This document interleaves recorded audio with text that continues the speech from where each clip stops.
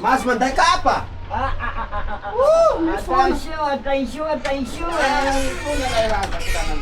Buka yara. Zay, kwez lay dadilahy ko lay. Aho tegna misy problème bevata, tegna problème bevata.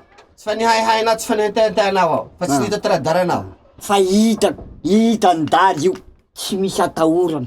Nahay ndaty nanoro anao fa ampela iny mila vonoy, tsy asia hatakandro mila vonoy. Ze raha ilanao na tragno vato na tôbily amiako anao. Fa mila maty. Matokisa enao.